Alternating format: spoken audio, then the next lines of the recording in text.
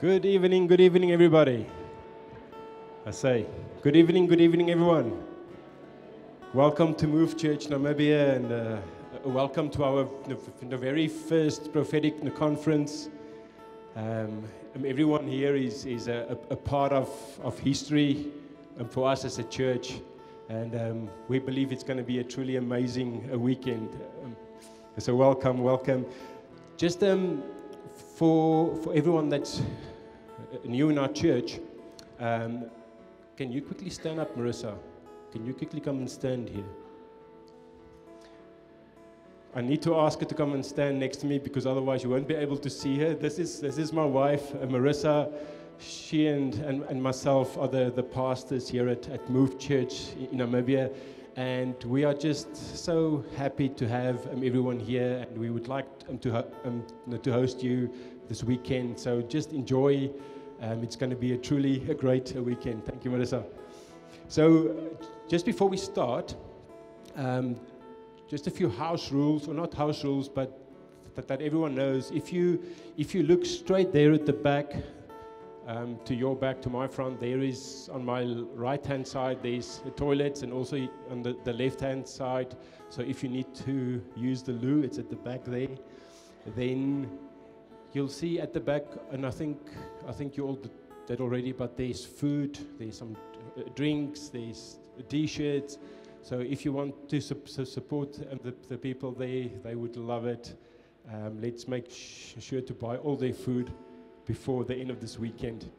And upstairs, for the ones who checked in their kids, so upstairs we would like to ask you at the end of the service this evening, about half an hour after the service, if you can just go and pick up your kids again, that you don't forget them here at church.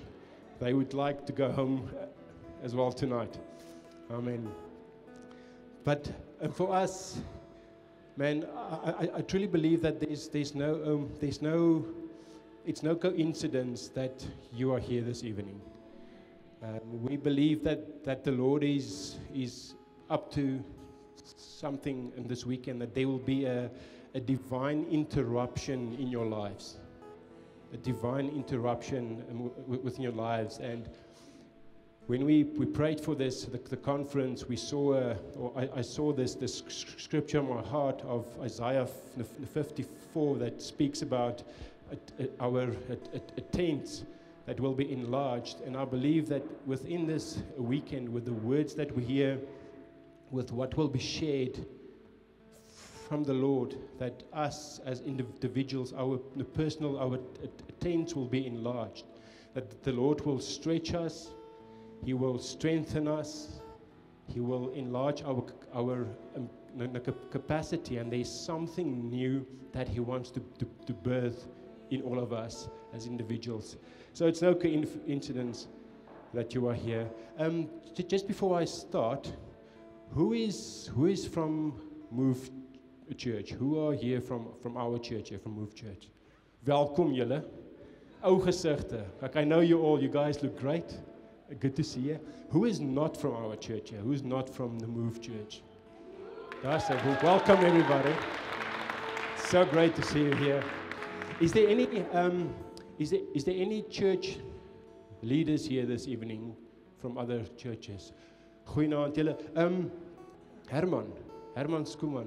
Herman, goeienaand en welkom hier so julle. Dis goed om julle te sien. Wie's nog hier so van Tengu? Yeah. Now I remember. Welcome. It's good to see you as well. It's good to have you guys here. And Apostle Paul Conradi, goeienaand, welkom. Dis regtig is lekker om julle ouens hier te hê. And we love that you are here, and we honor your time, and we know also that the Lord has something specific for you as well as a church leader, because we know how hard it is, to build a church from scratch, to do something new, and just to be in the Lord's ministry.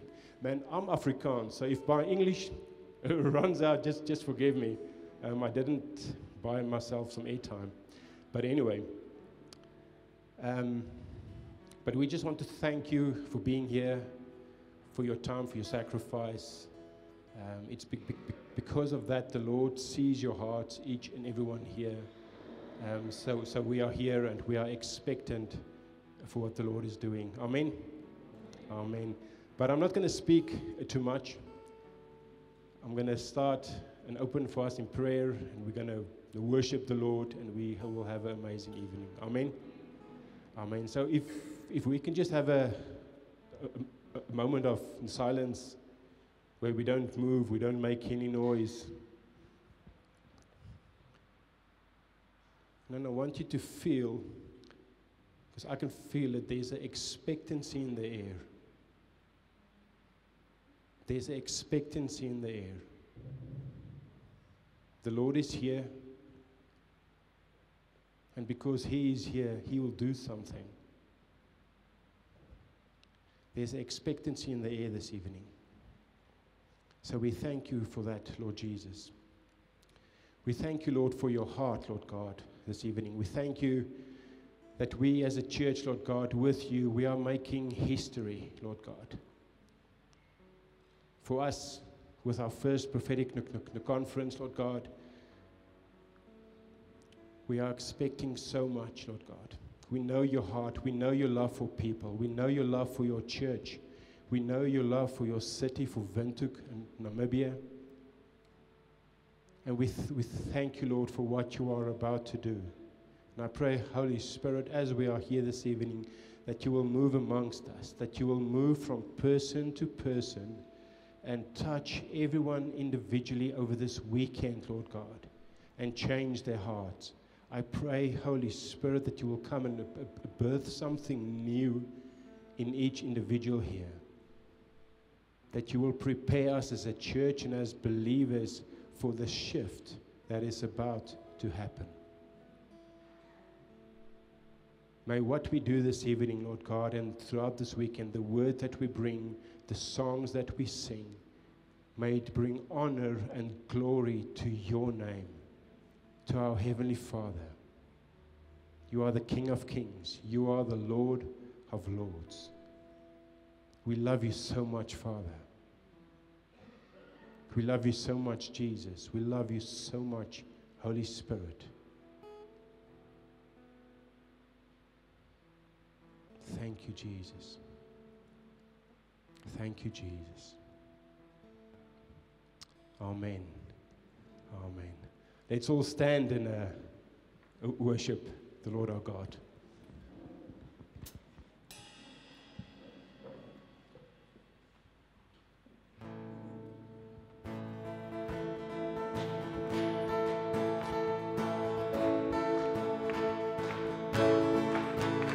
I was buried beneath my shame. Who could carry the kind of weight? He was my tomb till I met him. I was breathing, but now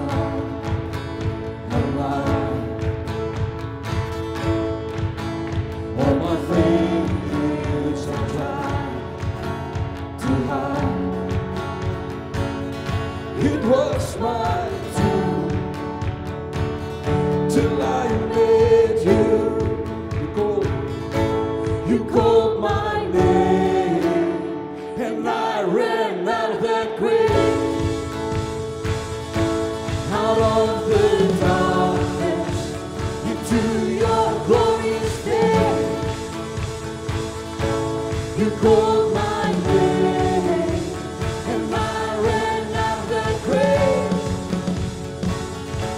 out of the darkness into your glorious day. Now your mercy has saved my soul.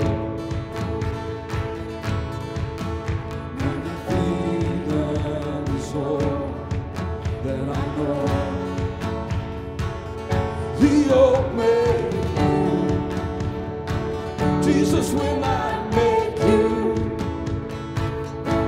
You called my name, and I ran out of that grave, out of the darkness into your glorious day. You called my name, and I ran out of that grave, out of the darkness into your glorious day.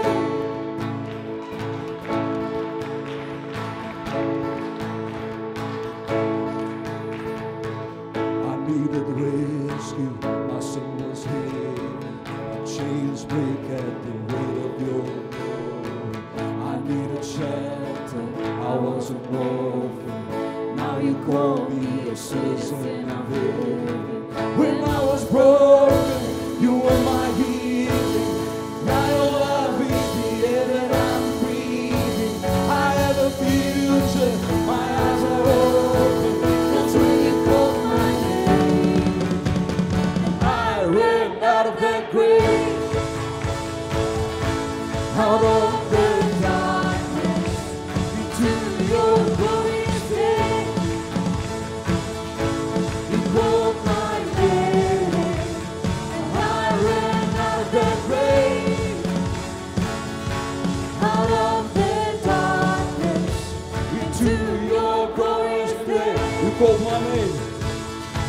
You called my name, and I ran out of that grave, out of the darkness into your glorious day. You called my name, and I ran out of that grave, out of the darkness into your glorious day.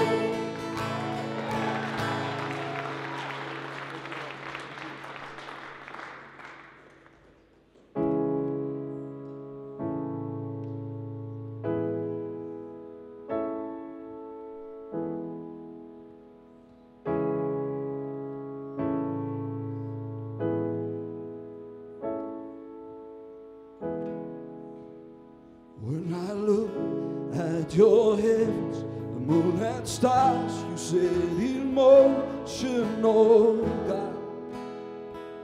I sing all glory and honor. What is man that you are mindful, and what of man that you would care for him? We sing all glory and honor, oh Lord, our Lord.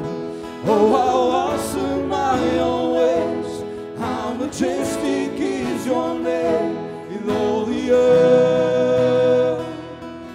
Oh Lord, our Lord, may we see your kingdom come. Father, may your will be done in all the earth. In all the earth you gave dominion to your children, and you crowned them all, God, with glory and honor. So we'll sing of your name, live our lives for your greatness, oh God, and your glory and honor, oh Lord, oh Lord. Oh, how awesome are your ways, how majestic is your name in all the earth. Oh Lord, our Lord, may we see your kingdom come. Father, may your will be done in all the earth. The earth is full of the glory of God. Come, make my child the name above all names. Creation cries out, every knee bows. Jesus, we crown you, oh Lord, our Lord. The earth is full of the glory of God. Come, make my child the name above all names. Creation cries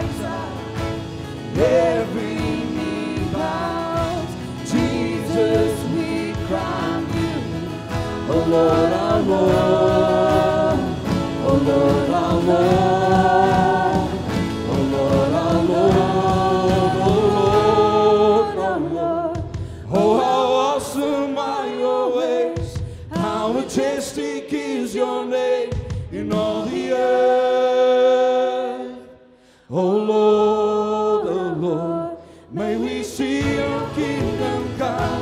Father, may your will be done in all the earth. Oh Lord, our Lord, oh how awesome are your ways, how majestic is your name in all the earth. Oh Lord, our Lord, may we see your kingdom come. Father, may your will be done in all the earth. Oh Lord, our Lord, oh how awesome are your ways, how majestic is your name in all the earth. Oh Lord, our Lord, may we see your kingdom come. Father, may your will be done in all the earth, in all the earth.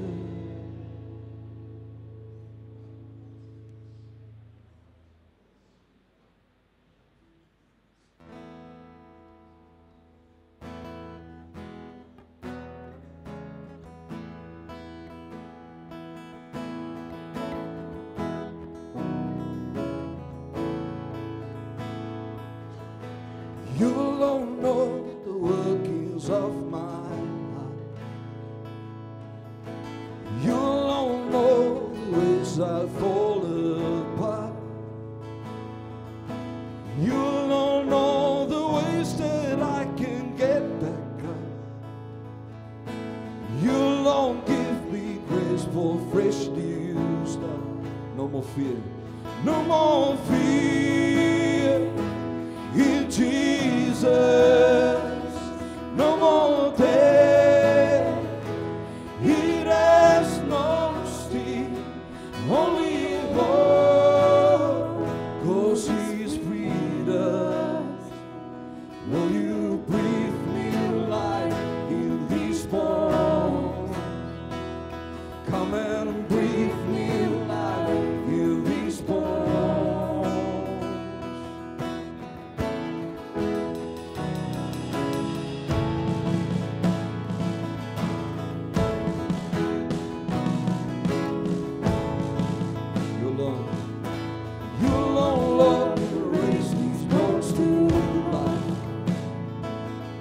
Spoke to my heart and now I'll prophesy. Open up the grave for all mankind to come to you. We ask it so you answer us with truth. No more fear in Jesus. No more death. It has no sting, only hope, 'cause He's freed us. Will you breathe new life, heal these bones? Come and breathe new life, heal these bones. Will you breathe? Will you breathe new life, heal these bones? Come and breathe new life, heal these bones. Will you breathe new life, heal these bones? Come and breathe. Come and breathe new life, heal these bones. Will you breathe new life, heal these bones? Come and breathe new life, heal these bones. No more fear in Jesus. No more death. It has no sting, only hope, 'cause He's freed us. Will you breathe new life in these bones? Come and breathe new life in these bones. Will you breathe? Will you breathe new life in these bones? Come and breathe. Come and breathe new life in these bones.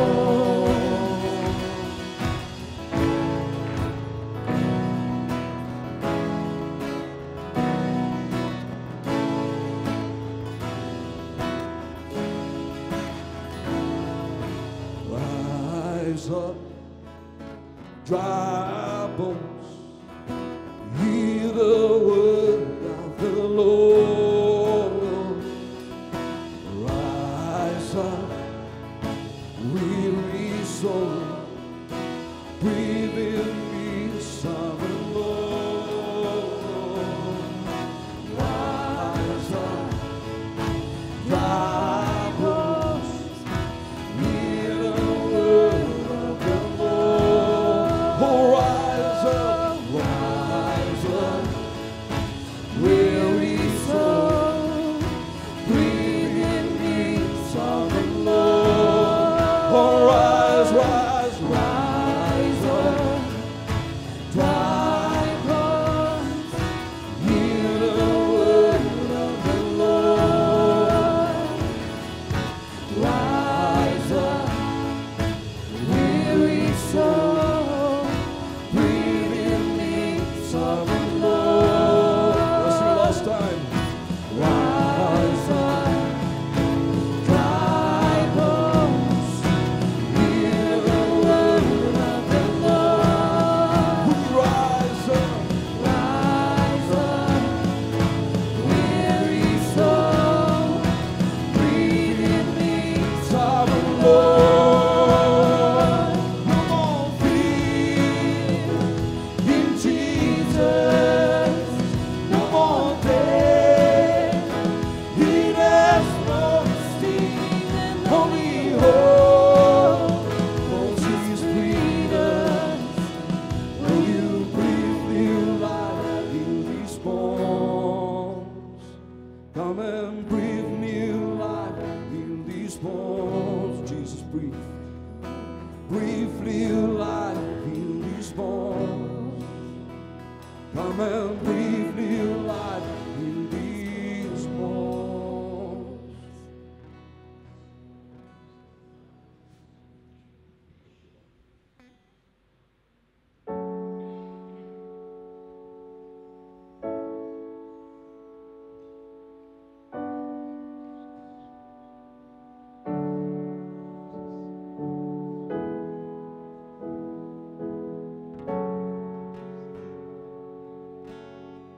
There's only one strong enough to save.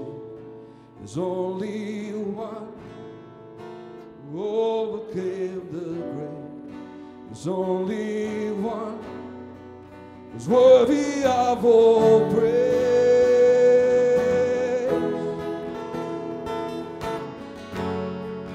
In His hands, the keys of David. In His name, a power that can heal. By His blood, our sins are washed away. His name is Jesus. His name is Jesus. His name is Wonderful Counselor, Almighty God.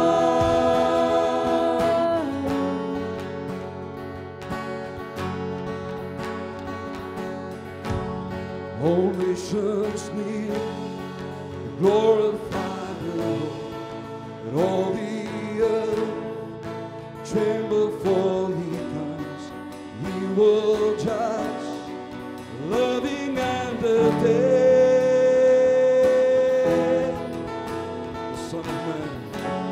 The Son of Man, coming on the clouds, trumpet sound, and every knee will bow, tongue confess, the name above all names.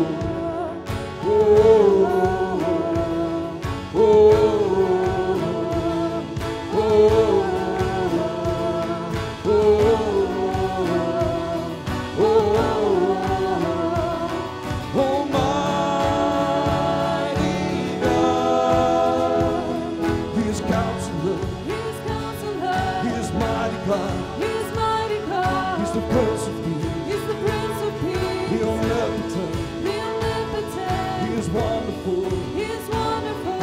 He is radiant. He is radiant. The Almighty God. His name is Jesus. His name is Jesus. His name is Wonderful Counselor, Almighty God. His name is Jesus. His name is Jesus. His name is Wonderful Counselor, Almighty God. His name is Jesus. His name is Jesus. His name is Wonderful Counselor, Almighty God. All the voices. His name is Jesus. His name is Jesus. His name is Wonderful Counselor, Almighty God.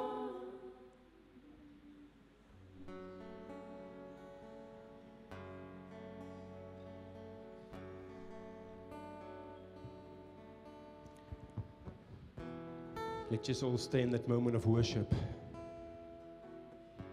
Thank you, Jesus.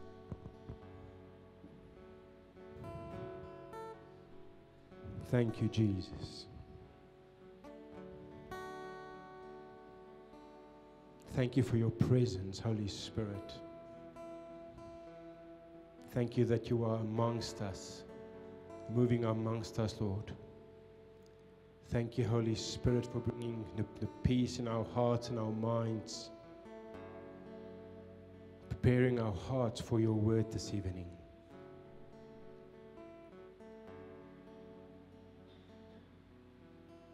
Thank you, Father.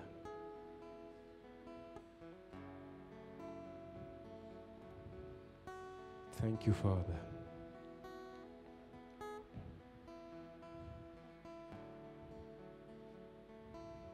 Come, Holy Spirit.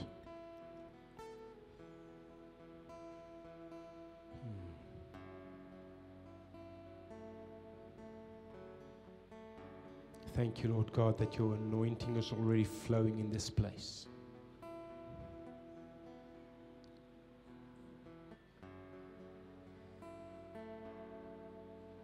Thank you for your joy that will break loose.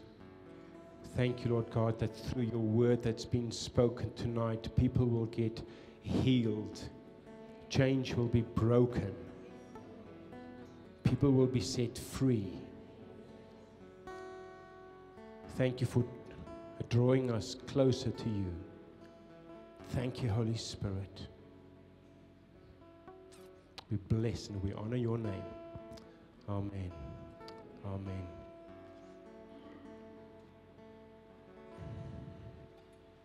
You can all take your seats. Thank you, team. You did amazing. Man, the guys did well, right? Let's give them a hand. They did really, really amazing.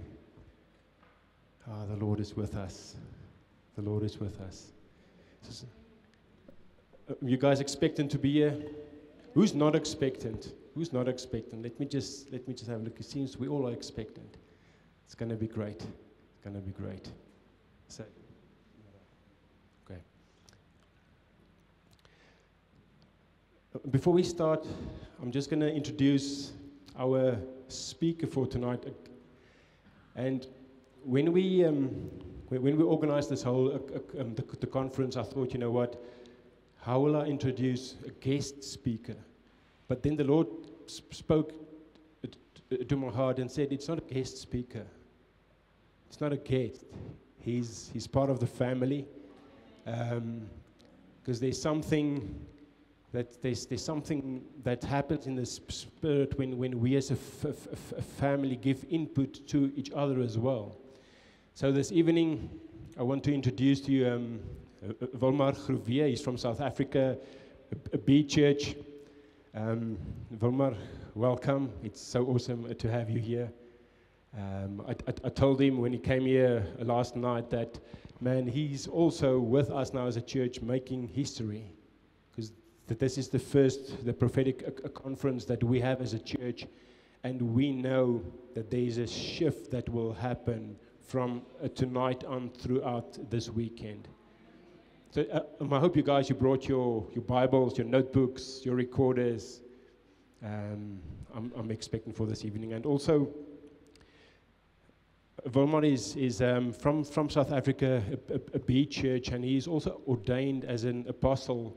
So with that, he will come with a lot of wisdom and authority in his word. So I think we will all learn so much and receive so much from what the Lord spoke to his heart as well.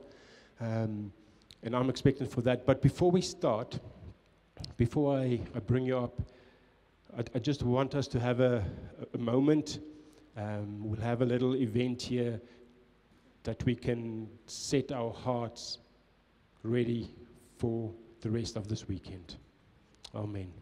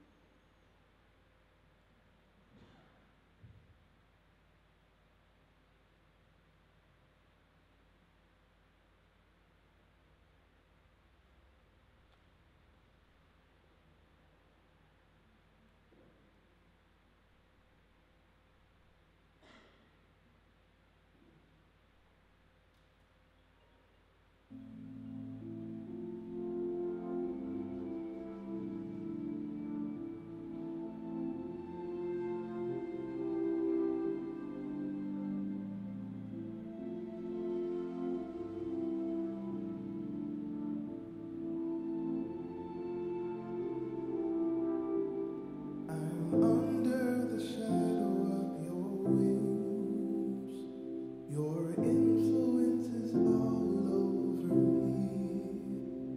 I am under the shadow of your wings, your influence is all over me.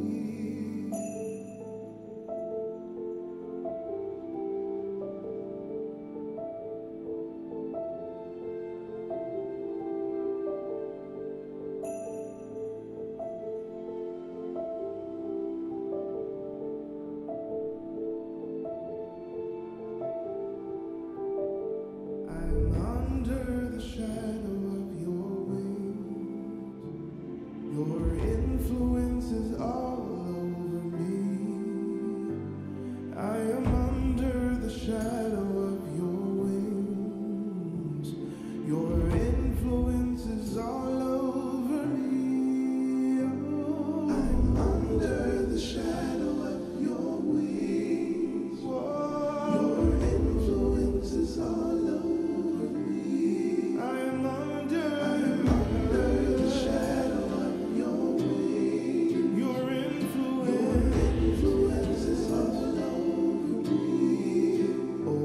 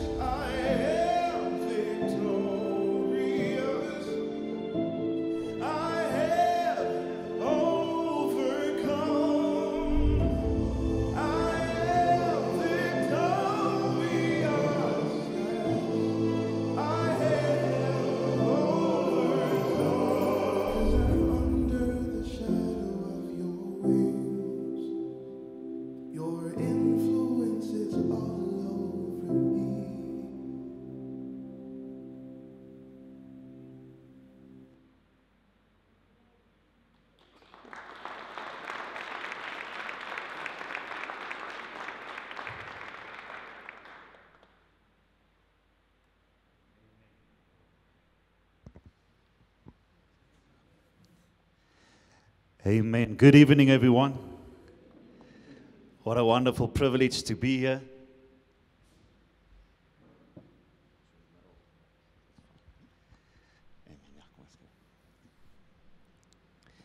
Praise God. What a wonderful night. And I greet you in the wonderful name of Jesus. Amen. And it's wonderful to be here. And I'm excited for firsts. It's wonderful. Firsts are great. And before we're just going to start, I just want to honor the leadership of this house, Johannes and Marissa, the pastors of this house. Give them a hand. Just come on, just celebrate them for who they are and for what they do. Ministry is not an easy job. It's not a job, it's a calling, but it's not an easy thing to do. You give your life, you sacrifice, and you give so much. And so we honor you and we love you for what you do. And we want to bless you, and I'm excited for what God's going to do in the expansion, and that what God's going to come and establish in this weekend to take you guys further and to launch you into a new level. And I believe that there's a shift. One of the things that I felt was that God is coming and announcing a change of garment, and that there's an exchange of garments that's going to take place in this weekend. And it's significant that, garment speaks of that what covers you, that what you carry. And I believe that the Lord is challenging you guys to let go of an old garment and to embrace a new garment. So there's a change coming. And I believe that you're going to enjoy what God has for you in this season. Amen. Amen. And then also Pastor JC, we love and appreciate you. We honor you. You can give him a hand as well. I think JC and I go way back. I don't know. I think I was before you, Nay. But I studied before him in Bible school, but he kept on studying longer than me. So, we go. That's almost 20 years back that we already go, and it's wonderful to see the call and that what you do and that what you've established. And we know that the Spirit of the Lord and the hand of the Lord is upon you. And we just want to honor you tonight as well, and for that what you do, and for your family, and for the time and the sacrifice. So just give him a hand again. Amen. It's a privilege for me. I've been through Namibia a couple of times on my way to Zambia, so it's the very first time that I actually make a pit stop and stay in Namibia, and I'm so welcome. So it's wonderful to be here tonight, and I know that I'm going to enjoy the time with you guys. And from my side, we want to bless you. My wife, Natasha, she has sent me with a blessing. And it's wonderful. She's going to minister this weekend.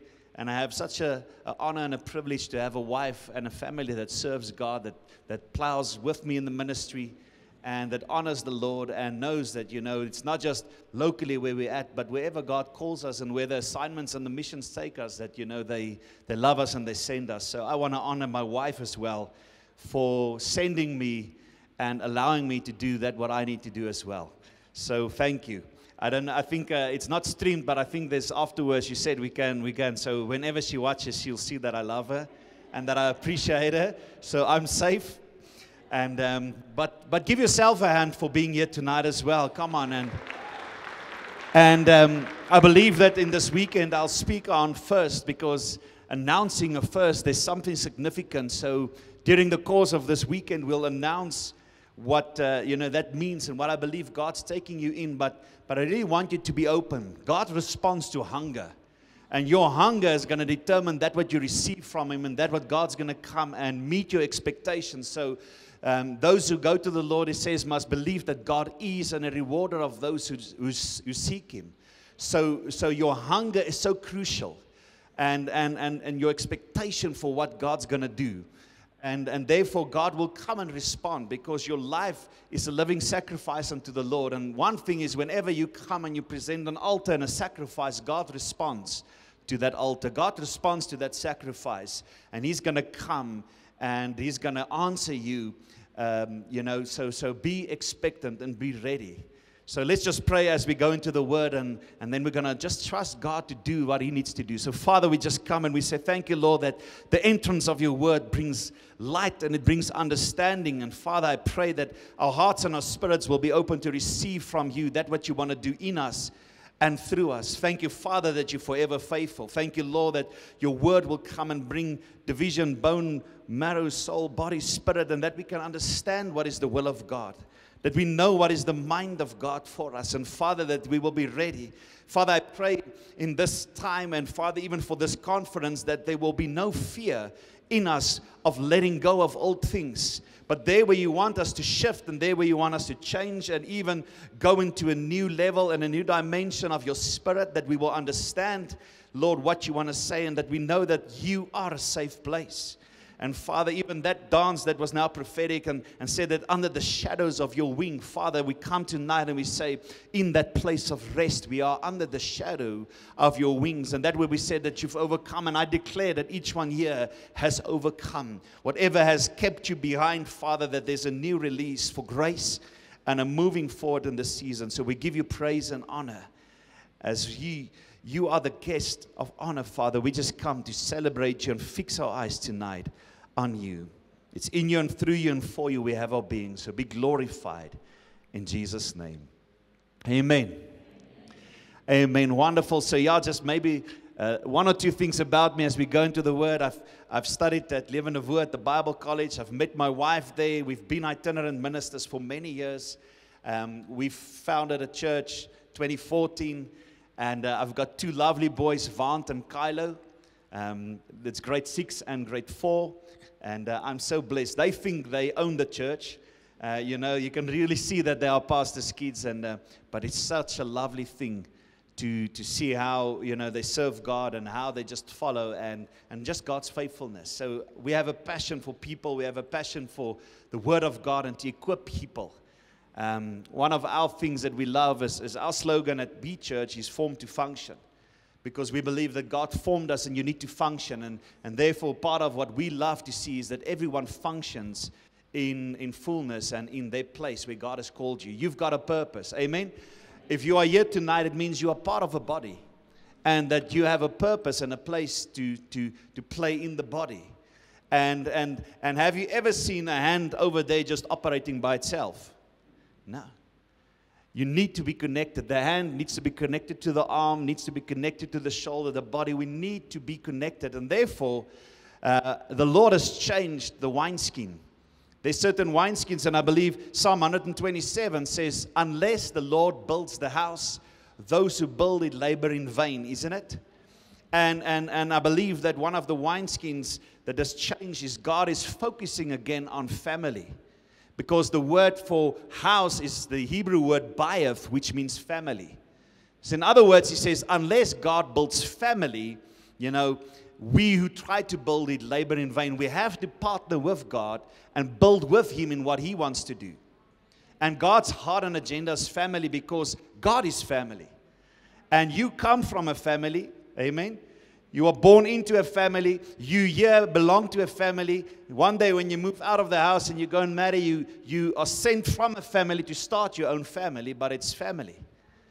And God's heart and agenda, I believe, is family. And therefore, God wants to bring health and wholeness to us, because He wants us to be complete. I said to them yesterday, that's the wonderful thing. If we try to be church and all these fancy things and so professional, you know, we make mistakes. But if it's a family setting, it makes it so much easier, because we can enjoy one another. You know, if there's a blooper, we can laugh at one another. We can, you know, it's so much more relaxed, because we are family. We don't have to impress one another, but we can celebrate one another. We can do that what God wants to do and enjoy that. Amen. So let's get into the Word, because I know you're hungry and you're ready. And in John 3, the Bible speaks of the wind that blows, and it says you don't know where it comes from or where it goes, but so is it with everyone who is born of the Spirit. So the Bible comes, and I want to speak tonight for foundation as we're going to go through this weekend about the agent of change, the greatest agent of change in our lives, the Holy Spirit. And I love now the dance was prophetic, and you know, even it looked like wind. And, you know, the color and everything, because the Holy Spirit does a work in us. And it's important in our lives, because He brings a change and He produces godliness within us. Isn't it? The Holy Spirit does certain things, and the Holy Spirit manifests the active presence of God. Now, I don't know what your history is and where you come from, or what you know about the Holy Spirit, or how you have been walking or experienced the Holy Spirit. But tonight I believe that I wanna address certain things and touch on certain things, because some of us maybe had a bad experience, not with the Holy Spirit, but with people, and a representation, or saying this was the Holy Spirit or that, and we had a bad taste or a misrepresentation of what the Holy Spirit actually is, or a manifestation, and we got hurt, or we are skeptical. You've seen maybe, some people not manifesting in a bad way, but they say this Holy Spirit, and you're like, this looks like a circus. And maybe you have a certain idea or concept or a thing, but the Holy Spirit, His primary manifestation is to bring the presence of God. And it's part of the Trinity of God. And from the very beginning of creation, we see an indication of the work of the Holy Spirit is to complete and to sustain that what God the Father has said, that what He has planned through Jesus, that what the Son has begun, the Holy Spirit comes and He does and He completes. And I want to start with a verse in the Bible that will set us up for why this message is important. Because in the New Testament we have the four Gospels, Matthew, Mark, Luke, and John, and it's 4 different accounts of the life of Jesus. A story of Jesus giving life, which was the ultimate altar and sacrifice for us. But, dying on the cross, being resurrected, all these things. But after the 4 Gospels, we have the book of Acts, following the book of Acts, the Acts of the Apostles, where it's an action book, Acts. And it's really a historical record of the first church. That's the book of Acts. It's a historical record of what happened. And, the book starts with the Holy Spirit. It starts with the Holy Spirit working and leading us to become living holy sacrifice. That's what Romans 12 says, isn't it? If you want to see there on the board, you'll see the scripture, but it says that, I appeal therefore to you, brothers and sisters, by the mercies of God, it says what? Present your bodies as a living sacrifice, holy and acceptable to God, which is your spiritual worship. And then he says, the second part, he says, do not be then conformed to this world, but be transformed by the renewing of your mind, that by the testing you may discern what is the will of God, what is good, acceptable, and perfect. If you want to know the will of God, you have to keep on renewing your mind. You cannot be conformed to this world and then think you know the will of God. You need to be transformed and know the will of God by keeping a renewed mind the whole time, knowing what God says. And that's the Holy Spirit. He's the agent of change. The Holy Spirit keeps on helping us to renew. So we find something interesting in the book of Acts. It starts with the Holy Spirit, but chapter 19, we find something. There's quite a bit of history already through the church. All right, in chapter 19, and we find that, let's read together, that's the foundation where we will start with, Acts 19, verse 1 and 2. And it says, it was while Apollos was in Corinth that Paul passed through the inland districts and came to Ephesus, and he found a few disciples there, and he asked them, did you receive the Holy Spirit when you believed? And they answered him, no, we haven't even heard that there is a Holy Spirit.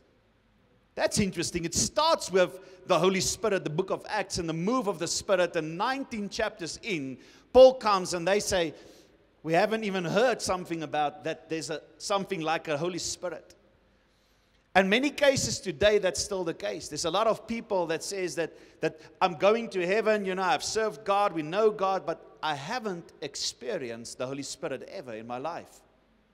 And God wants to come and touch you. I think that some of us maybe have that experience that I've never heard of the Holy Spirit, or, that He exists, or because there's been some bad representations of the Holy Spirit. And I don't know what your history is or where you come from, but I wanna demystify and despookify some things that program Mythbusters there, where you have. So I think tonight we're going to just look at some of the characteristics and the nature of the Spirit and what He wants to do, and that you understand, because of a bad representation, a lot of people have been afraid of the Holy Spirit.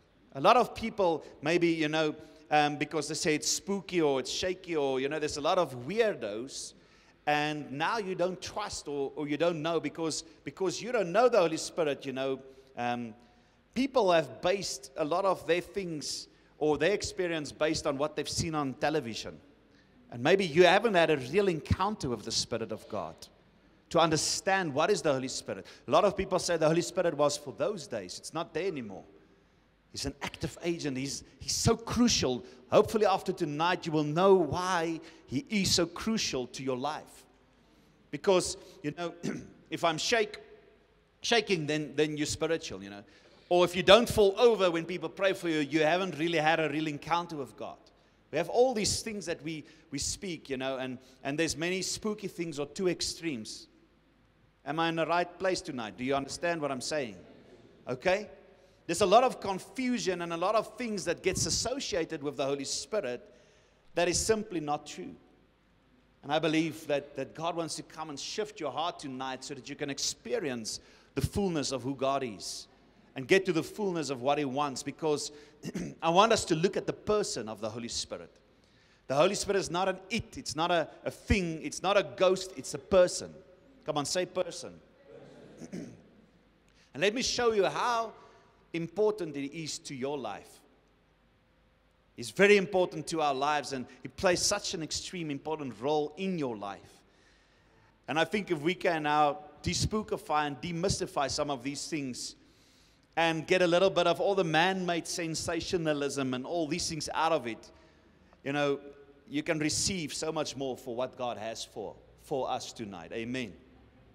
So this is what I'm going to ask before we're going to really go deeper, is don't bring your old experiences and all the things that you've had before.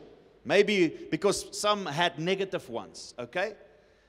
But you need Him desperately in your life. So I want you to just maybe chuck out, forget about all the experiences and the things that you had before and start afresh tonight and say, Lord, do a new thing in me.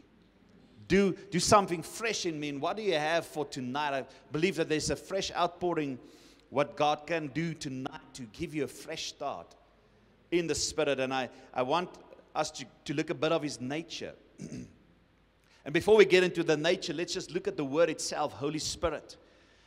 Because Holy Spirit gets translated in two different ways, or in two different, it gets translated as, some of you say Holy Spirit, and other translation says Holy Ghost. Okay, the Holy Ghost has come upon us. Sometimes Holy Ghost sounds more spiritual than Holy Spirit. But it's the same thing, isn't it? But the problem is that the English translators had actually a bit of a difficult circumstance or difficult dilemma, because there's no single word in English actually to translate the words well. Because it's written in Hebrew and Greek and some in Aramaic. So to translate it to English makes it a different dilemma. It's a difficult dilemma because, it's difficult to actually tell what the Holy Spirit really is. And so if you look at the word Holy Spirit, it's used over 800 times in the Bible. Holy Spirit or Holy Ghost. And when you look at the two words in the two languages, the Old Testament, you know that, you've heard maybe that before, is the Hebrew word ruach. Ruach. And if you want to say it correctly, you have to say it like there's a little bit of popcorn stuck to the palate of your ruach, then when you're trying to get that little popcorn out. So that's ruach. That's the Hebrew word for Holy Spirit. But then we ask a definition, or the definition for that is this. Let me read it. It's a wind, it's a breath, a violent exhalation, a blast of breath. So it's not a spirit or a ghost.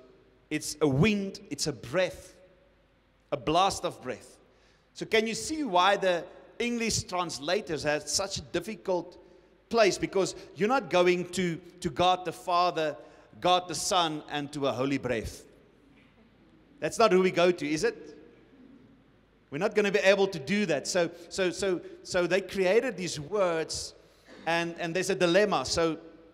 But if we understand the nature of the Holy Spirit and who He is in His Word, then It's based on actually Genesis 1 verse 2, where we find the very description of the Spirit of God. It says, the earth was without form and void. Darkness was over the face of the deep, and the Spirit of God was hovering over the face of the waters. The Spirit of God, it speaks there, it says the Ruach, the breath of God. When did Adam become a living being? Not when he was formed, only when he was filled. God formed Adam, and Adam didn't function with purpose until he was filled with the breath of God. God blew into him, and it says, and he became a living being. Because it's a life-giving spirit, it's a life-giving breath. So it's the earth is dark and it's empty and it's void, and the breath of God that comes out of the mouth of God, the power creating the whole world, that thing where it speaks, hovers over the earth, and it's ready to do, and creation happens. Ruach, the breath of God. Now the New Testament, written in Greek, has then the word ghost or spirit is the word for pneuma. Pneuma. And again, let's look at the definition. It's not spirit or ghost. Pneuma is this: a current of air, a blast of breath, or a strong breeze. It's a strong breeze. That's the word pneuma. So can you understand why the translators, when they look at the New Testament, when they read pneuma, they say, but this is God. God is Genesis 1:2, the ruach, the breath, the current, the air, the blast of breath that was hovering over the earth. That's God. So when they read New Testament pneuma, they say, this is God. This is who God is. But we're not going to be able to call God breath or call him air or whatever, so they put in the word spirit or ghost. Can you get a bit of history and understanding where it comes from? Spirit or ghost, but the only place where they actually really hit it, the nail on the head, was in John 6:63. It says, it is the Spirit who gives life. The flesh is no help at all. The words that I've spoken to you are spirit, ruach, pneuma, and life. So every time you speak, and the words that I've spoken to you says that it's the breath or the wind that comes out of my mouth. In other words, when I speak to you, the words carry a strong breeze within them. Life and death is in the power of the tongue. So when you speak, it carries a strong breeze within them. We're at a prophetic conference, and the basic thing about prophecy is I hear and I speak. But when you speak, Jesus says, my words have life in them. When you speak, it says it carries a strong breeze of fresh air. Come on. Therefore, they are life. Therefore, they give life to what you speak. And I act upon that word. It acts the word out. That's when you speak, the word is acted out. It brings life. So whenever you speak, it releases life. And that is the word, spirit. Pneuma is that word. So in other words, the pages in your Bible are not normal words. It's spirit. It's a breath of fresh air. It brings forth life. 2 weeks ago, I was in India, and we were ministering, and the pastor was focusing a lot on the Brahman, families, or those who are serving as priests, Hindu priests. And I was just hearing the testimony of one of the translators who was a Brahman priest. And he says that, serving as a priest, there was no purpose. Doing all these sacrifices, doing all these daily rituals and all these things, there was no hope. He was in such a depression. But when he encountered Jesus, suddenly there's a change, there's hope, there's life, there's purpose, there's a calling, there's something that shifts in him. Because his words is life. Because when you serve God, there's life, and this spirit that comes in you is a life-giving spirit. Come on. So the Bible are not normal words. It comes actually with such a force and such a power. It contains the fulfillment of every word, the breath. That's what I want you to experience. Christianity is not something that is stale and pale or empty. There's actually so much life, but because of misrepresentations, that what we don't know, we push it away. Because in a way, I'll get there, is we like just predictable. We don't like unpredictable, is it? Christianity is alive, man. There's so much hope. There's so much great things. If you talk about the testimonies of going, and seeing what the Spirit of God can do, it's life. So there's a breath of life on the inside of you. Whether you think it or not, or consciously think about it, there's life inside of you. 1 Corinthians 15:45 says, "So it is written, the first man, Adam, became a living being. The last man, Adam, a life-giving spirit. The spiritual, however, was not first, but the natural, then the spiritual." So in order to understand the Holy Spirit, this ruach, this pneuma, this blast of wind, here's my thought. Tonight, let's look at the characteristics in the natural. And then it's going to tone maybe down and let you at ease and say, hey, maybe I want to give this thing a chance. Maybe I want to invite more of the Holy Spirit in my life. Maybe I'm going to become more comfortable relating to the person of the Holy Spirit. Saying that I actually want more of you. Because there's so much more. When God thinks about you, He only has good thoughts. He has only great things. There's a hope, there's a future, and that's what He wants to do in you and through you. And some of you have tasted a little bit and you've seen, and God calls you to deeper places. God calls you up higher.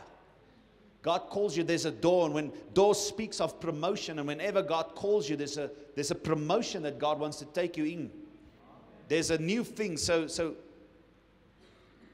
He's not trying to make you afraid because you desperately need Him. So let's look at the first one. One of the characteristics of wind is, wind is unseen. You cannot see it, is it? You have some nice warm days here in Namibia, and it can really get hot. Okay?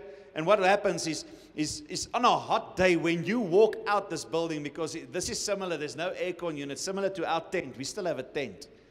All right? And we can have great times, but that tent can get really hot. We've put in an aircon system, and we told them, guys, this system is not working. And Friday afternoon, they come to measure it, and it was 47 degrees in the tent. And after that thing, it cooled it down to about 30. So it's still hot, but it cools it down to 30 and they say it's working. But in that hot day, when you walk outside and there's a bit of a fresh air, there's a bit of wind blowing, what are you saying? What's the very first thing? If you've been hot, you say, man, that feels good. Huh? That feels good. Have you ever said that about wind? It's like, wow, that feels good. Have you said that about the Spirit? You see, you can't see the wind. You feel the movement, but you don't see the wind itself, is it? But when it moves, you say, that feels good. Just raise your hand. Have you ever said that before? And when you say that outside of the wind, that feels good, did anybody get freaked out because you said that feels good? Nobody. But when we say that inside church, when you have an experience with God, that feels good, was like, that guy is weird, isn't it? Having some kind of experience with God or encounter or a breath of fresh air blowing over you, you say, that guy, just stay away from that one. What in the world's happening? We do that. Because often someone has an experience and is like, but I didn't feel anything. But again, as I said, God responds to hunger. You can be next to the very same person experiencing nothing, and God can touch the very person next to you in a transformational, powerful way. God responds to your demand and your hunger and your drawing. So why do we get spooked if we say, I had such an experience and an encounter with God? Because He's a breath of fresh air. Now, we're not supposed to be running on feelings, okay? So it's not about how I feel and wow, I had this, but it's sure to feel what you're running on, isn't it? It's good to feel actually what's happening. God has given us emotions. Feelings are not bad, but we cannot base our whole Christianity maybe on feelings, but I believe that God's presence is to be felt and to be experienced. That something needs to shift. Why does God then say that the peace of God will crush Satan underneath your feet? It's something that you can experience of His presence. Or do you want to live in fear your whole life? The love of God casts out all fear. It's an emotion that you can experience. Or do you want to live in fear your whole life? So God is there to be experienced. Come on. And this is my prayer for you, that somewhere, maybe in this weekend or even in a different service, that you will go in that moment where you say, in the worship or wherever, say, hey man, wow, God touched me and I just experienced Him and I tasted something of Him and He's shifting my life. And some of you have tasted God before and you've moved away and God says, come back. Come back to that place. Come back to your first love. Come back to where I want you to be. If you're struggling to experience God's presence, I want to pray for you tonight. Part of our struggle is the misunderstanding of sonship. Not understanding how God calls us as sons. Because you can be in the house, but you can sit with such an orphan mentality. An orphan spirit, our heart. And so often, because of that mindset and that mentality and that place, we struggle to experience the presence of God. We struggle to experience the touch of a Father. I want to tell you that there's nothing you can do for Him to love you more. He loves you. He loves you. He loves you so much.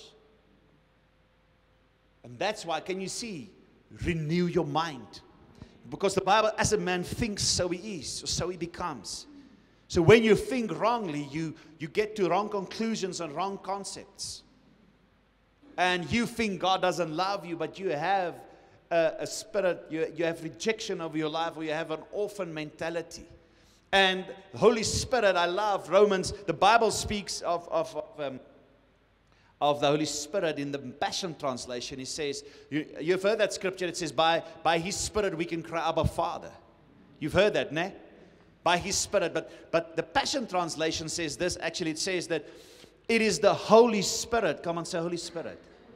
It says it's the Holy Spirit who makes His fatherhood real to us. So that by that Spirit we can hear the words of the Father saying, my beloved.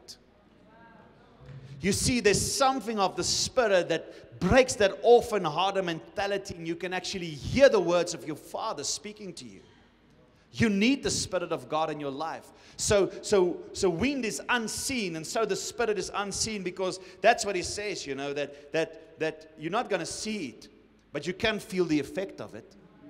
So Jesus comes, John 14, and he has a conversation. It's the Last Supper with His disciples. Are we good for time? I think you said, you know, the only second session is starting tomorrow at 9, I think. So we're still safe. All right? You're going to work this weekend, not just the teams, everyone. We're going to work. The Last Supper, Jesus comes in John 14, and He speaks to His disciples, and 3/4 of the discussion is about the Spirit, and that, you know, He's going to go. And He says that it's about the Holy Spirit. He says, hey, look, guys. One of these days, I'm not going to be with you anymore. I'm going to go to the cross. I'm going to die, but I'm going to be resurrected. I'm going to be seated at the right hand of God, and I'm going to be an intercessor in heaven for you, and I'm going to do all these things, but I don't want you to be alone. I don't want you. I'm going to send you and help. I'm going to send you the Holy Spirit to be with you, since I'm not anymore going to be here. John 14, verse 16 and 17. Let's just put it on. It says, and I will ask the Father, and He will give you another Helper to be with you forever, even the Spirit of truth, whom the world cannot receive, because it neither sees Him nor knows Him. You know Him, for He dwells with you and will be in you. So He says, I'm going to ask the Father to give you another helper. He's going to send His Spirit. And interesting, the word that He used for helper, that's advocate. Some translation says the comforter or the helper. Some says counsel. And what's his job? He says not to spook you out, not to freak you out, isn't it? He says, but to help you. Come on, say help. To help you in whatever you need to do forever, the Spirit of truth. Now watch this. He says that the world is going to laugh at you. The world is going to persecute you. The world's not going to accept this. Because it's like, it's freaky. They neither see it nor knows it. Most of us are comfortable with what we can see. But we struggle to understand in our own minds that what we cannot see, is it? And we struggle. Maybe you can handle the part of God that's felt. But there's an unseen nature of God. Paul speaks of the invisible nature of God. There's an invisible side that you cannot see. But you see, you don't have to understand everything to trust and believe something. And he says, the world cannot accept this because it can neither see Him, and therefore they never know God. And there's a lot of people going to church and they don't experience anything, and they're rejecting it because they just, they cannot just try to fill up it all in your mind that it's, you know Him. You know the Spirit. Why do you know Him? He says, because He lives in you and He will be with you. And He says, not just with you, but in you. That's one of the greatest things. It's like, haven't you heard that there's a Holy Spirit? Paul says in the same in Corinthians, he says, do you not know? If he starts with do you not know, means that there's some people who said, no, we haven't known this. Do you not know that you are a temple of the Holy Spirit? 1 Corinthians 3. Do you not know that God's Spirit abides in you and that place is holy and that God wants to live in you? The whole New Testament is all about God wants to be closer to His people. God wants to reconcile. God wants to be with you. But God doesn't live in this building. God lives in us. You are that temple, He says. And you are holy. Come on. You can't see Him, but you know God's here. Who can feel Him tonight? Can you feel Him? You see, but we sometimes are so desensitized that our spiritual senses are not awake. We don't know how to experience or be sensitive knowing that God is here. You see, you don't come back for an institution. Who of you comes back every Sunday for this great building? Okay?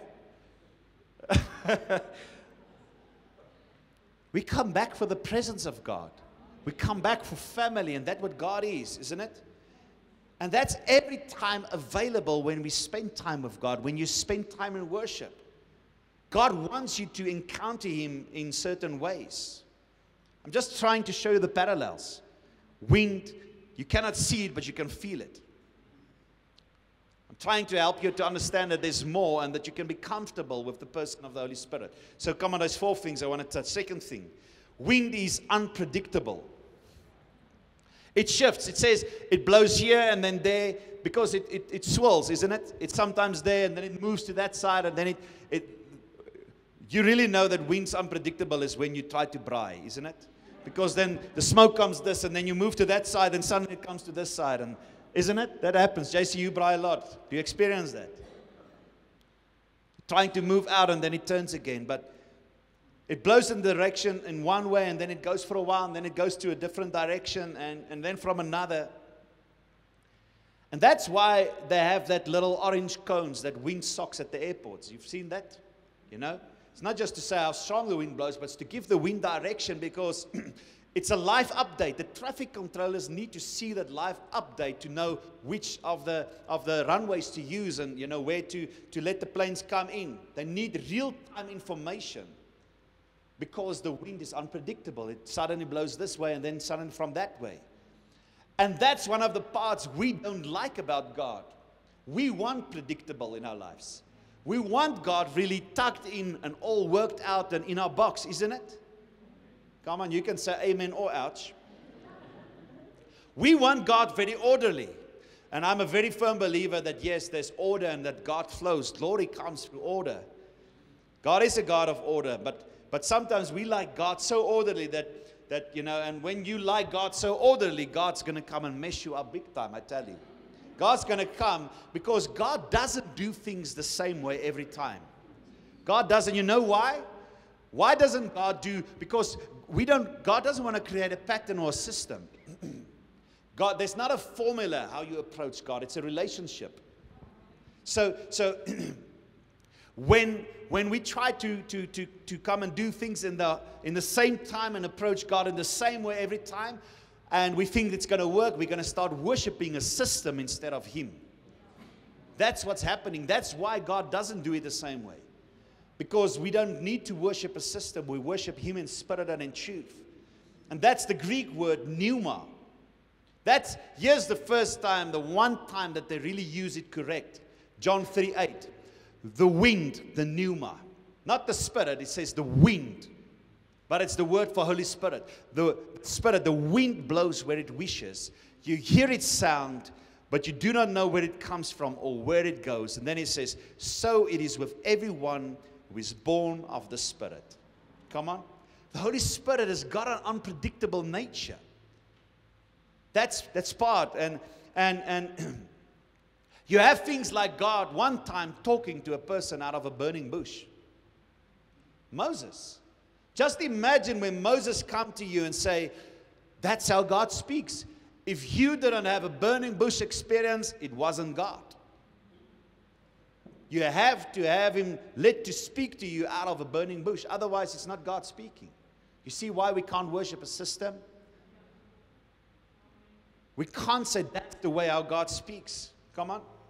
If you hadn't had that, because I saw Him talk, man. I saw how God speaks. So that's the way He speaks. And some of us, we like God tucked in.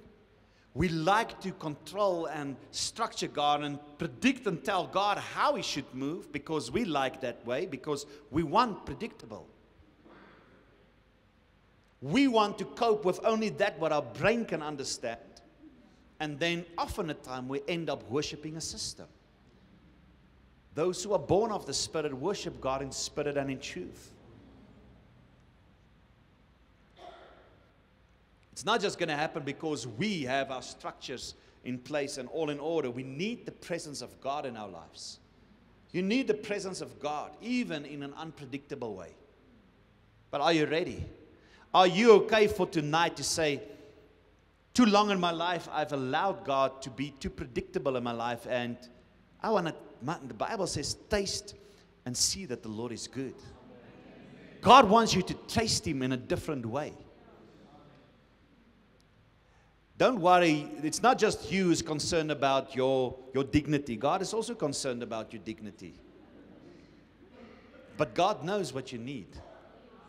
God wants to give what you need.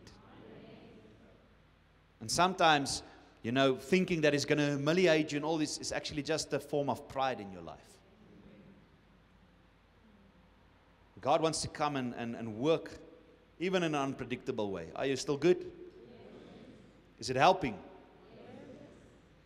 Number 3, wind is powerful. We have some, I don't know if you have here, but we have the electricity farms. I don't know why we have them, because South Africa, we have just load shedding. It's now 3 days that we are without power at our house. But it can sail a ship. It can let a whole city function. The wind, but the wind is powerful. It can destroy a ship and it can destroy a city. It's not common in South Africa, I don't know here, but a couple of last years, it happened now once or twice that actually up in Pretoria and close by that we had tornadoes bringing a lot of destruction. I don't know if you have something like here, but it was actually very, very strong winds. Actually, a lot of windows, even in Durban and KwaZulu-Natal. Found these storms, and suddenly you see here, it comes down, it becomes a tornado, bringing destruction. So wind is powerful and it can do so much damage. And many of you go through things in your life that human power cannot fix. You cannot fix the things in your life. And often at times we demote ourselves to the things we can only fix or control in our lives. God wants to come and with that wind that's powerful, move in your life. It's actually shameful that sometimes we distance ourselves from the power of God just because someone packaged in a way that turns us off. Maybe you've seen someone coming in the power of God, but the way they presented it was so putting it off to you that you say, I don't want anything to do with that. And God wants to come and change that. Actually, I want to ask forgiveness. I want to come and say sorry if there's people in your life before that presented or represented the Holy Spirit or God in such a way that put you off, that you actually run away from that instead of running towards that. I want to say sorry for where people have represented God and misrepresented God in places. Not thinking, being sensitive. But God wants to come and tell you tonight that He's not something to run away from. He's something to run towards to.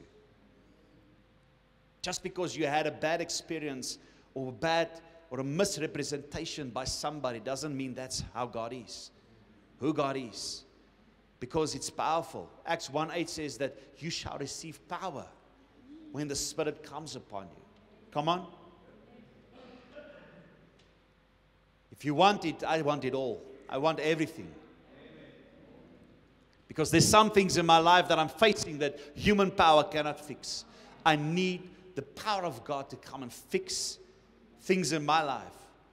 I don't know if you know who was Charles Finney, but Charles, he was one of the fathers of modern revivalism in America. And he was comfortable knowing, knowing God on an intellectual level. A lot of us, we know God on an intellectual level. But it's like this, I can teach all my knowledge to you, but I produce after my kind. I produce after the seed that I carry. And so often we want to serve God in an intellectual way, but this is His testimony when He encounters the Holy Spirit. And remember, the Holy Spirit, the word says pneuma or ruach, wind. This is His words. The Holy Spirit descended upon me in a manner that seemed to go through my body and soul. I could feel the impression like a wave of electricity going through me and through me. It seemed to come in waves of liquid love. In any other way, it seemed like the very breath of God. It's because it is the very breath of God. Pneuma Spirit is the breath of God. And some of you today here need it so critically in your life. You need the breath of God in your marriage, in your job, or with your kids, with your health, with your emotions. You need a fresh breath and the power of God to move in your life, to bring something that remember the scripture that we read. He gave to Adam a life-giving breath, but the second or the last Adam is the life-giving Spirit. You need that life-giving Spirit in your marriage, in your finances, in your job, wherever you are. You need a life-giving Spirit to come and move. You need the wind in those sails to propel you forward. Come on. If you're a sailboat and you don't have the wind in your sails, you're useless. You need the wind to fill your sails, to propel you to all that God has for you. So let's look at one of the last characteristics for tonight. And wind is refreshing. Wind is refreshing, isn't it? It's nothing like getting into that car when it, you felt, it's good. It's a breath of fresh air when you get out. But now the car's been standing outside and it's about 40 degrees in the car because it's parked in the sun. And when you start driving, you let down the windows and you say, it's refreshing, isn't it? It feels so good. The Holy Spirit wants to refresh you. That's what He wants. The Holy Spirit wants to come with a refreshing power, a refreshing touch. The Bible says this, 1 Corinthians 2, verse 9 and 10. But as it is written, what no eye has seen, nor ear heard, nor the heart of man imagined what God has prepared for those who love Him. These things God has revealed to us through the Spirit. For the Spirit searches everything, even the depths of God. If your eyes saw what God has for you, your eyes wouldn't believe it. But God says that what you think, there's even more. You think you're at your top, there's even more. Your eyes couldn't imagine and your ears couldn't hear and you cannot understand what God has for you. Even if you hear it, He says you wouldn't understand it. In fact, your mind couldn't catch it. Can't hold everything that God has for you. But I want to tell you tonight that there's more. So much more. There's so much more. And God wants to get it all to you. How does He get it to you? How? You see, He comes and He reveals it to us by His Spirit. Is there some soaking music or some soaking worship that we can just softly put in the background?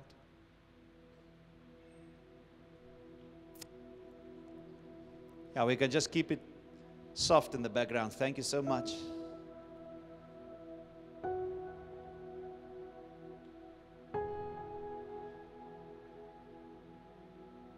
God wants to reveal things by the Spirit to you.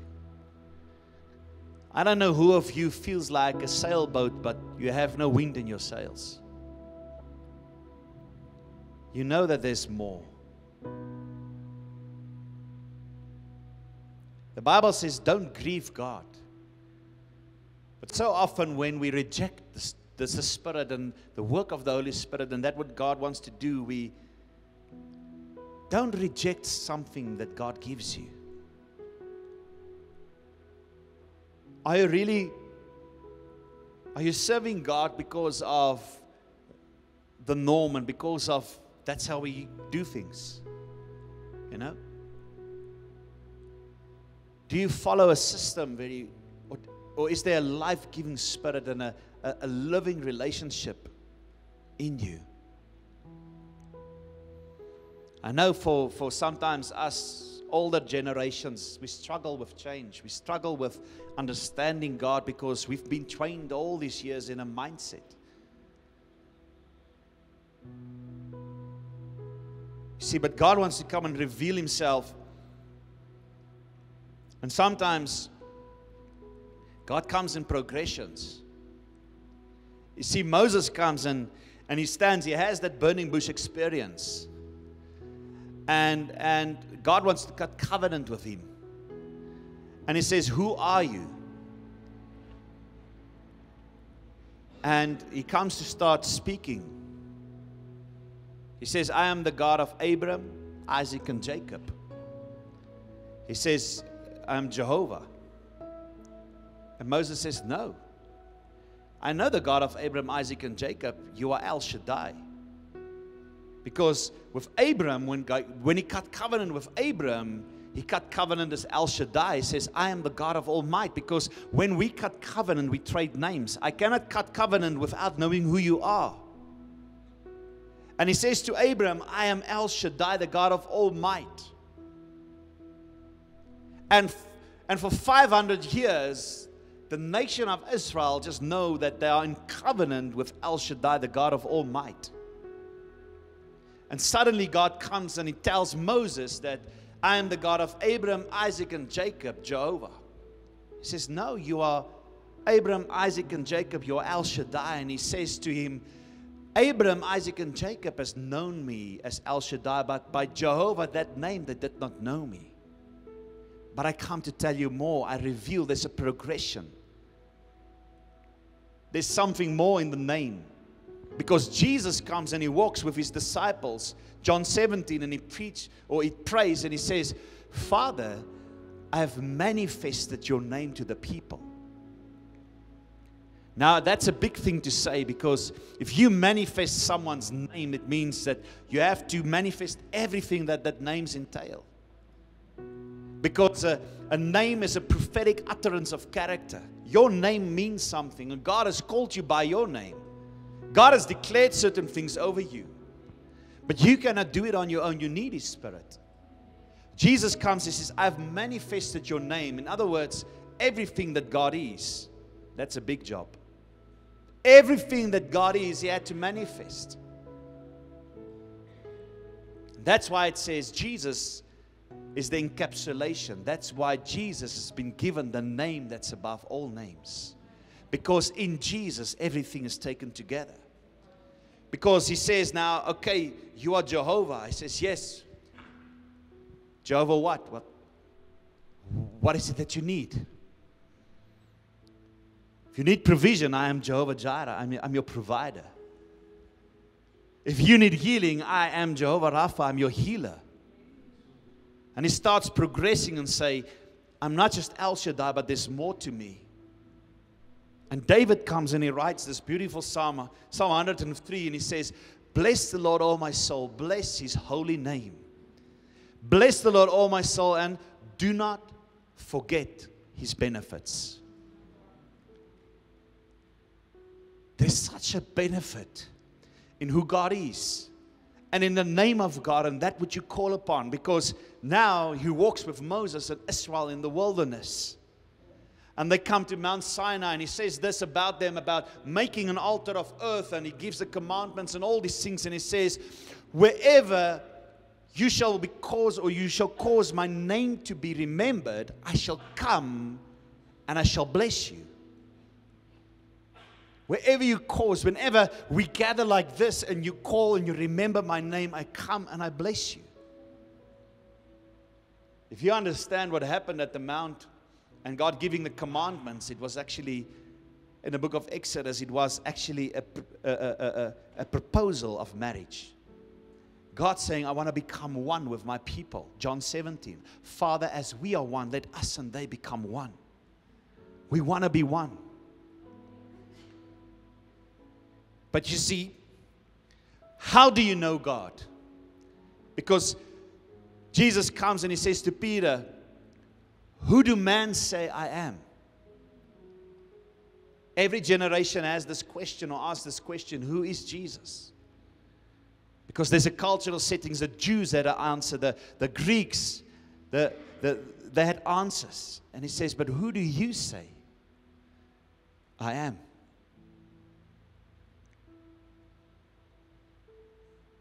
If you have an idea about who God is, maybe God wants to come and change, and maybe you've known God as El Shaddai, but there's a different part that God wants to come and reveal to you. And He's given His Spirit to lead us in all truth. He's given us His Spirit to come and reveal, teach us all things. Why wouldn't we want the Spirit of God and everything that God has for us? Why wouldn't you want the blessing of God? That whenever you cause His name to be remembered, that He will come and He will bless you. God wants to be close to you. God wants you to grow. You know that we are the only creature that's made in the image and likeness of Him. And He says, if the sparrows who are worth nothing, they don't have the ability to gather in barns and do all these things. He says, yet your heavenly Father feeds them. How much more worth and value do you not have as the crown of His creation?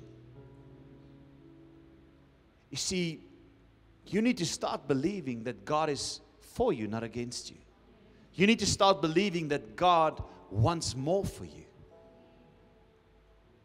You need to understand that God has given His Spirit to lead you in all truth, but there's a deeper dimension and a deeper place. And sometimes it's difficult to take account and say, hey, I've been stuck in a mold. I've been stuck in religion.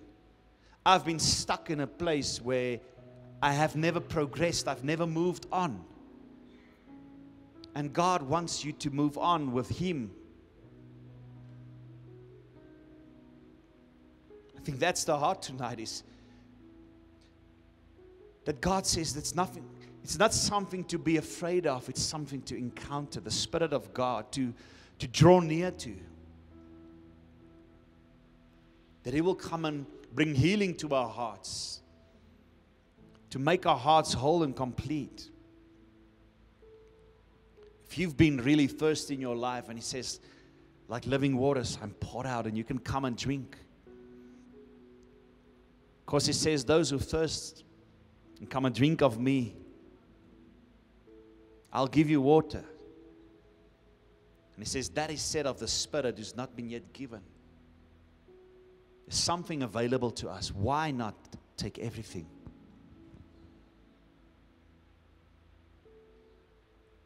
Why don't you give God another chance tonight? Because maybe you had a misrepresentation of who God is, or an encounter. And maybe you need to forgive and to let go and say, I start to understand that maybe there was a misrepresentation of who God was and His Spirit. And that I will let that go and allow God to come afresh with a new flow and a new breath in my life. Because it's refreshing as well. So that God can come and blow a fresh breath into your life. If your house has got a little dust somewhere, don't you do that? To clean it out. You don't chuck it away. God doesn't chuck you away. He comes with a fresh breath to blow over you.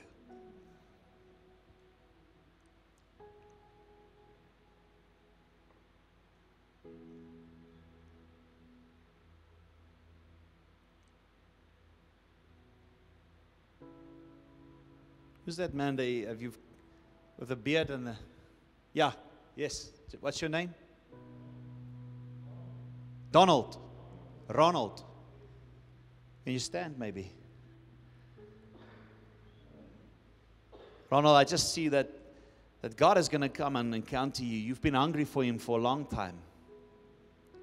And God wants to come and reveal so much more on a deeper level. And I believe that the Lord wants to come and empower and lift your faith to a new level. There's things that you trust God for, and you know that you're at a place where if God doesn't come and act on your behalf, you're in trouble. But God wants to tell you tonight that He's got you.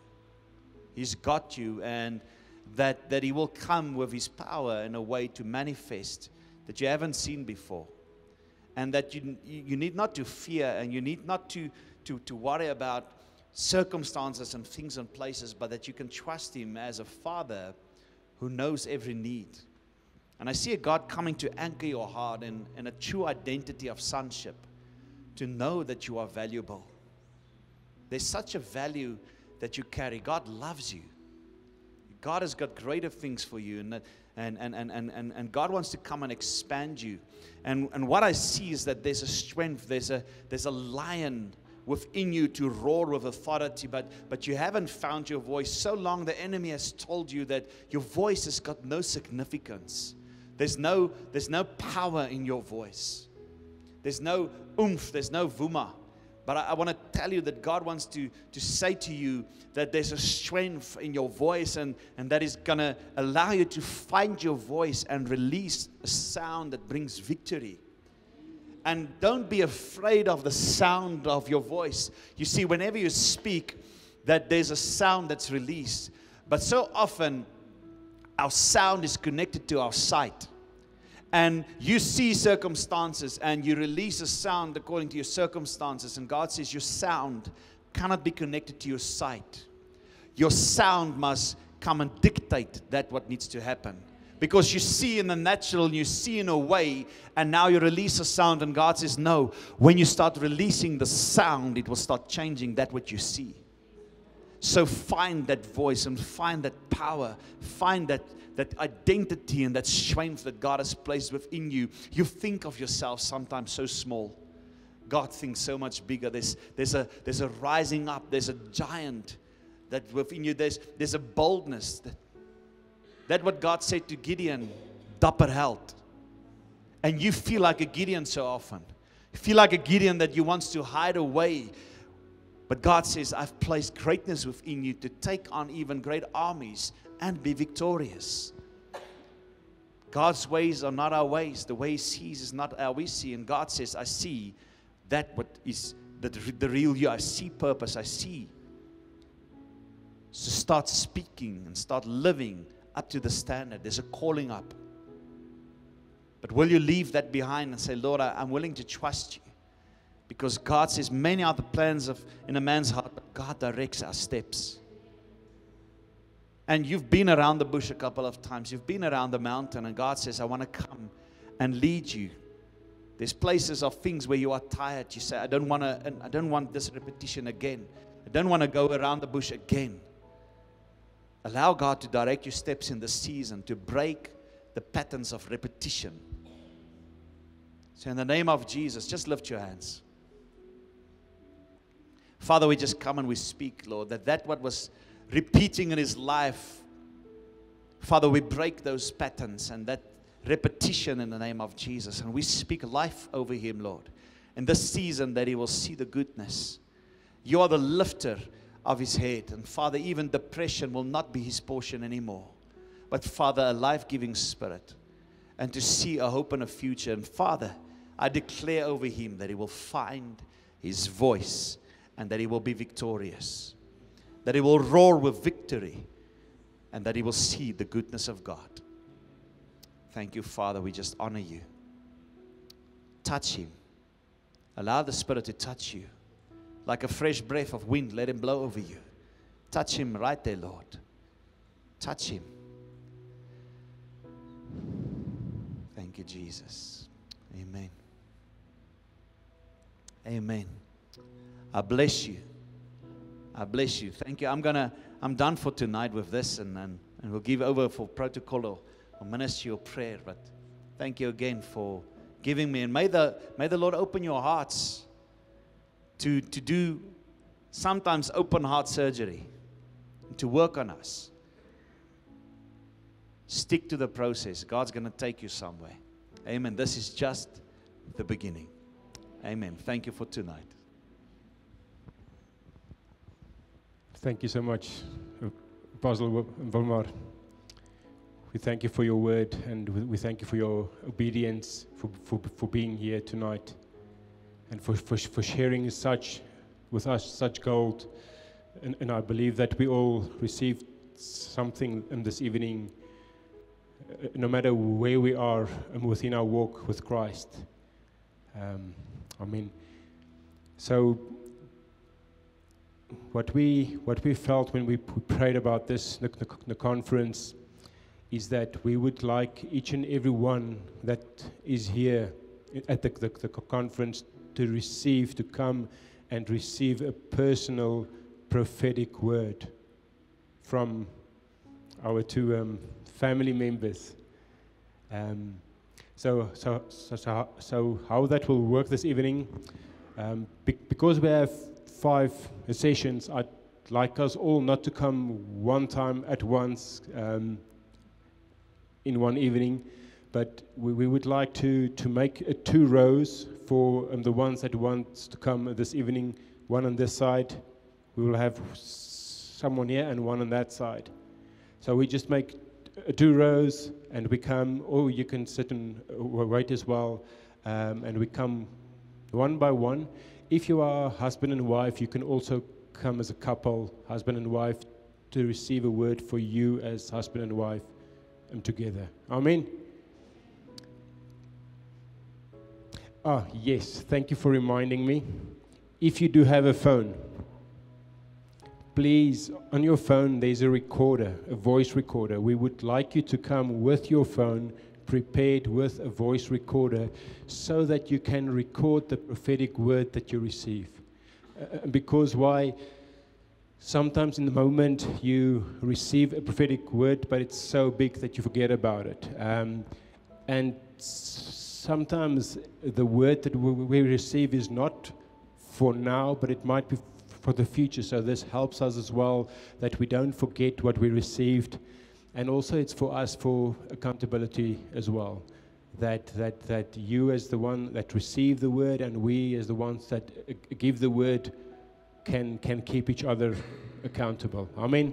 So remember to have your phone ready. I'm not going to record for you. You have to have your own phone. And yeah, that's it. Amen. Amen. So we can just make two rows. This is the end of the service. So you're welcome to leave. You're welcome to stay. You're welcome to have something to eat and to drink. And we'll see you tomorrow morning, nice, bright and early at 8 o'clock, just after 8. Be here for the worship. It's going to be amazing. Amen. Amen.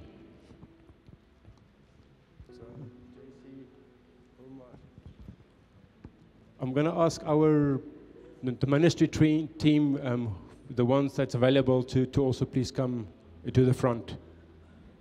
So if you're ready, you can come for a prophetic word and bring your recorder. Amen.